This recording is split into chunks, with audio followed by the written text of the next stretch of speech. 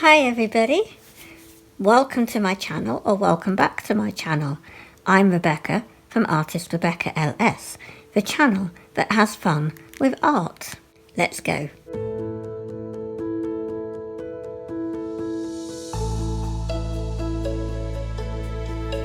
So today we are looking at the Derwent watercolour collection tin of 12 wonderful items.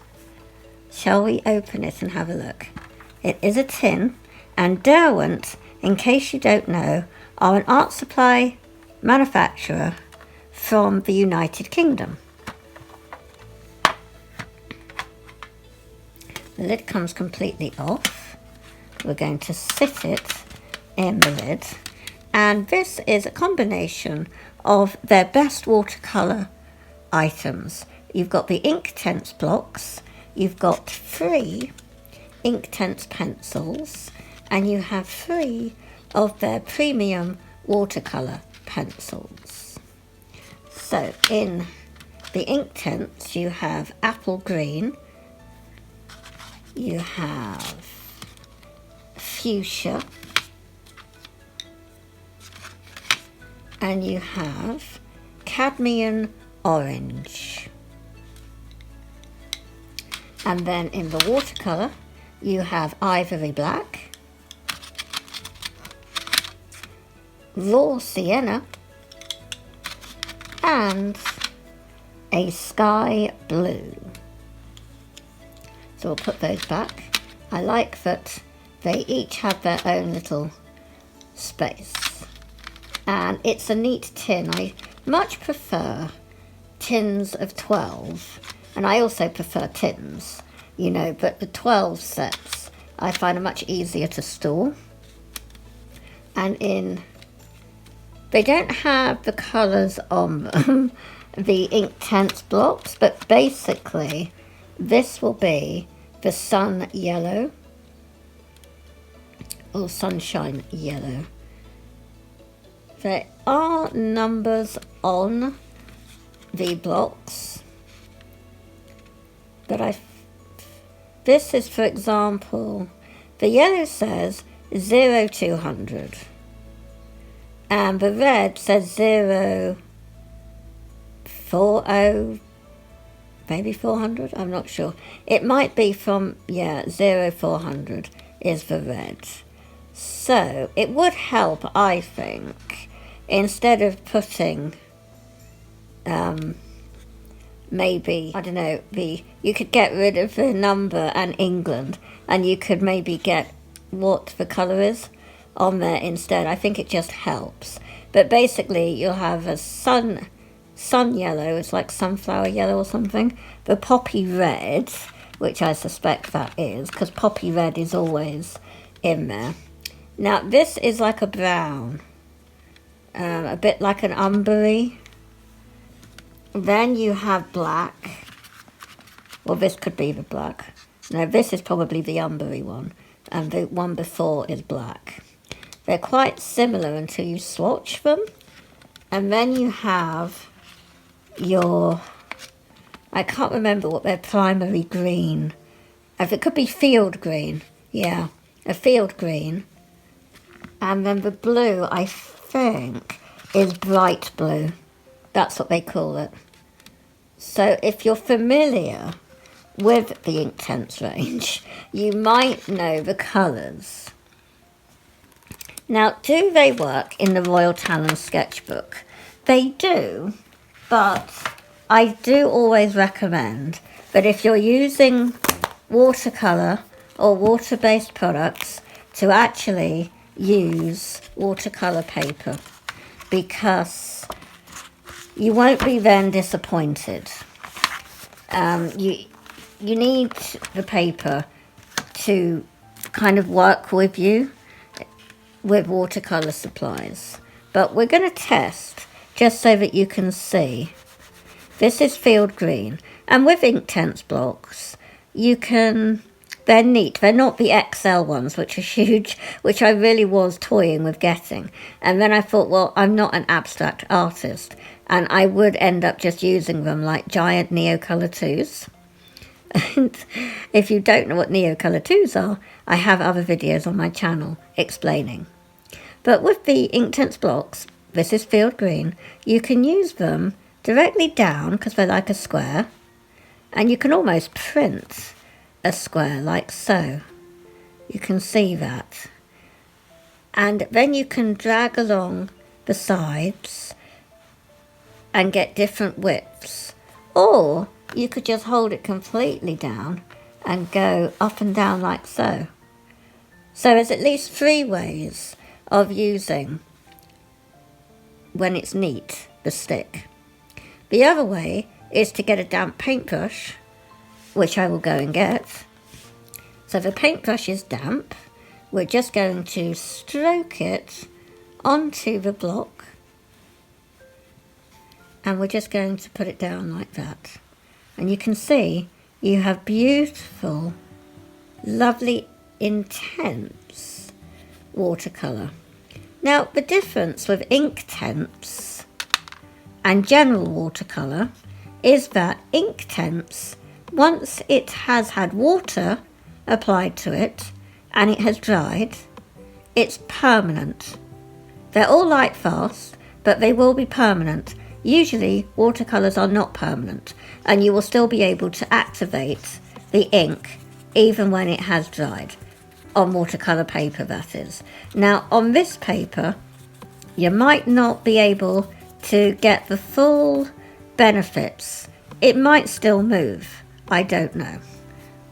But we'll put the field green away and we'll have a look at the red. So, we'll drag this across there. I mean, just look how intense it is. I do like that you can use different, they're neater, these sticks, you know. I think the Excel ones are only going to be good if you do abstract. And the prices of them before Christmas, my goodness, they were shooting up on Amazon to, just for 6 of them, were over 60 to 70 euros. Look how intense that ink is. You are painting with vivid, vivid ink. It's amazing. So then what we'll do is add water to the dry. So we'll try it on this green. Can you see the difference? You don't have to scrub too much. And as I say, on watercolour paper, it will actually disperse probably a lot better. Because at the moment you can see it hasn't quite mixed. There's a line where I pushed a bit heavy. And if you try to blend it out, you'll wreck the paper. But you're not going to get that on watercolour paper. Then we will try this line here, the red. Look how intense that is.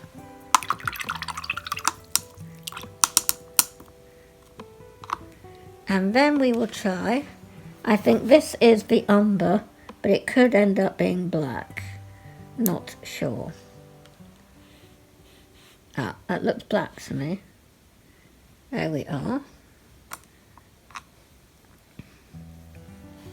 I won't swatch the others as much as I've done the red and the green. And this is doing directly from the stick. And then we will rinse the brush and then go over that. They are a little crumbly. I know some people have said that they're a bit messy. I hadn't noticed that until now. I think the recipe has changed a little. Just blow the dust off. I think the recipe has changed a little, and they seem to be a bit drier than what they used to be. So I think that's why they are a bit crumbly. So we'll go around there with the yellow and leave it out. Remember, sadly, the yellow does seem to get dirty. You can see here, it came, I haven't used these really, and it does tend to get the dirtiest. So I won't use that for my neat work, but here we go. Can you see that? That's lovely, isn't it? We'll go over, and this is how it will look when it is wet. I mean, it's just really, this is my kind of thing. I love the vibrancy of it. And a little will go a long way. They're really nice and creamy if you do a thick layer. So we're getting to see what they look like dry and wet, and the different marks that they can do. So now this definitely must be the umbery, unless it's like a dark blue. But when I did have a go, it is a dark blue. Right, so that is confusing, isn't it? Depends on the light, I suppose. But it's when you add water that you actually see the magic. So it could be that the black, it's only black, this one, if you use it heavily, but lightly it's more brown. Because when I did first use them, I was thinking, I wish there had been a brown and a Payne's grey, more than I wouldn't have included black, and I probably wouldn't have included that dark blue. I would have done a Payne's grey, definitely, because you've already got your bright blue here, which really is bright. So we have, this is what it will look like dry, and then where's a gap, we'll do a wet bit here.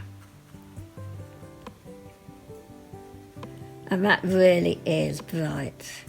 So if they'd included an umber and a Payne's grey, it would be better for me, because you can then mix your bright blue anyway. And this is the beginner, kind of a taster, basically. I think you would then decide if you like using Inktense blocks, or if you like the pencil better, or if you like both. You can then buy your individual sets or individual pencils from Jackson Art Supplies, for example. And talking of Jackson Art Supplies, if you are looking to buy anything, don't forget to buy through my affiliate link. It's at no extra cost to you, and I get remunerated when people buy through the link. And it just helps to support artists like me when you do. So basically, I think that's it for the Inktense, guys. Let's have a look at the pencils. So we'll start with the apple green. That's a nice green, isn't it? Just go over that a bit. It does take a little longer, because it's a pencil, to actually break up the pigment. But if it had been watercolour paper, it might actually be better. We'll then try the fuchsia, and I'll use the pencil on the side instead of on the tip, because it might then just stop the pencil mark. So that's not bad. I find the blocks that are more intense so far.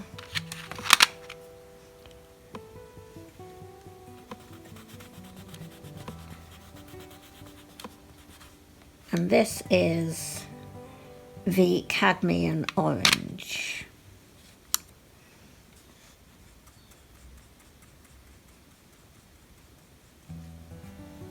So that's quite vivid.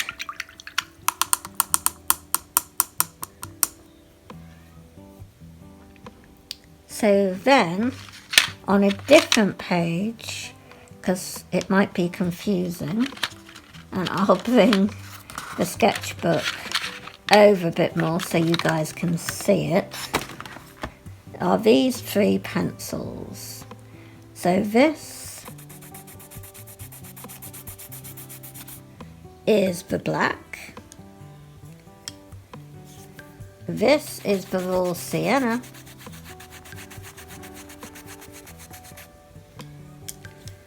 And this is the sky blue.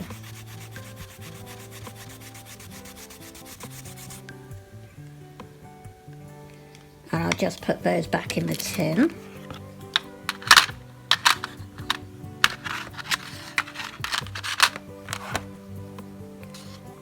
And we'll move the tin so that we don't have any accidents. And hopefully you guys can still see.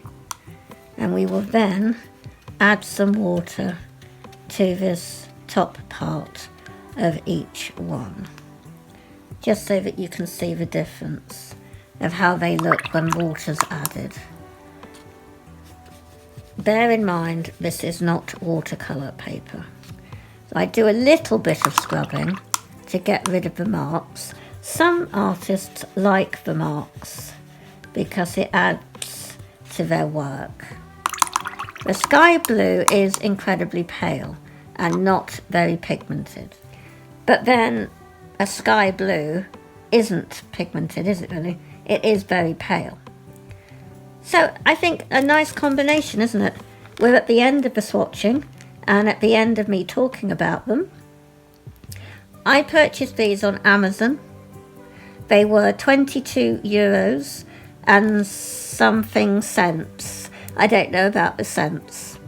I think it was very good value for money, considering they were purchased in December and all the prices were going out the ceiling, fluctuating left, right and centre. And I think I'm going to get a lot of use out of these. And I hope that this has been of interest to you, that you've learnt about Inktense and the Derwent watercolour pencils. You might decide that they might be helpful in your creativity. I'd love to know your opinions below of if you've tried them. Do you use Inktense yourself? Do you prefer Inktense blocks? Have you used the Inktense XL range? I've only recently purchased the XL graphite tint block in olive green because I tend to get through a lot of olivey earth tone colours. Let me know in the comments below, and if you've watched till the very end, thank you ever so much. Your support is greatly appreciated. I hope that you'll give me the thumbs up, and that will let YouTube know that you liked my content and they will promote it to more viewers. And also, if you subscribe, if you haven't already, I hope you have, hit the subscribe button. It's completely free of charge to subscribe to my channel, and it will let you know when I upload another video so that you don't miss out. And with all that said, I thank you once again for watching, and I'll catch you really soon. Bye!